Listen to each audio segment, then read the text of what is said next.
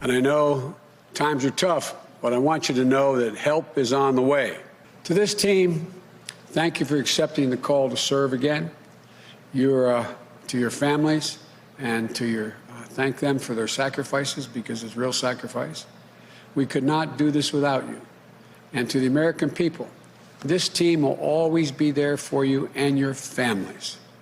This is family-oriented team. We got to make sure ordinary people get a chance to do well, because they've never, when given a chance, they've never, ever, ever, ever let the country down. President-elect Joe Biden in his formal announcement of his economic policy team yesterday. And joining us now, former director of the Office of Management and Budget under President Obama, Peter Orszag. Peter, thank you so much for being on. A lot to talk about, including your latest article on what you think Biden's focus should be. But I want to talk about the criticism of the woman who is proposed to get the job that you held, OMB, Neera Tanden, and Republicans are having little fits over her tweets. And I just wonder, like, on what planet can they be taken seriously, given the fact that they defend or never, ever, ever speak out against a man who tweets lies, tropes, foments violence, and basically chips away at our democracy on Twitter every single day of his presidency?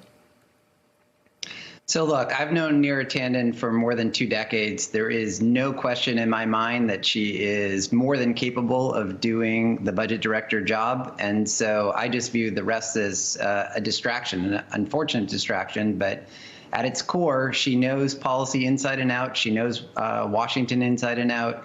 We do need to get legislation done, and we do need to get executive actions done. And Neera knows how to do that. I want to send it to Katty Kay for the next question. But Katty, again, the pot calling the kettle black. They're upset with her tweets, calling her a lightning rod, even in this headline. Have you read the president's? I mean, have these people who are concerned about Neera's tweets, have they said the same thing about the president's tweets?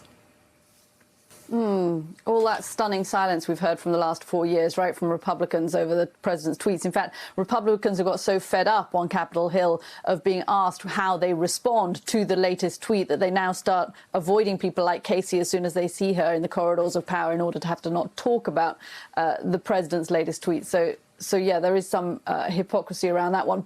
Peter, Massive. I wanted to ask you about what you make more broadly of the team that you see coming in around President Biden-elect, and how that's going to reflect in the management of the White House. I know that when you left the Office of Management and Budget, you left kind of and afterwards said you hadn't really wanted to be there. There was a lot of infighting even in the Obama presidency. They said it was going to be no drama, but it wasn't necessarily. It wasn't perhaps the best place for you to be working. When you look at the people that Biden is putting around him, do you think, I mean, it's not going to be more tumultuous than the last 4 years, but do you think we're going to see a sea change in how the White House is run? Well, this is a team that knows one another for a long time, and I think you also have to look at it in its entirety. The people on the team complement one another quite well. So I think the transition folks and the new Biden team have paid a lot of attention to not just the individuals in each job, but how the team together would work.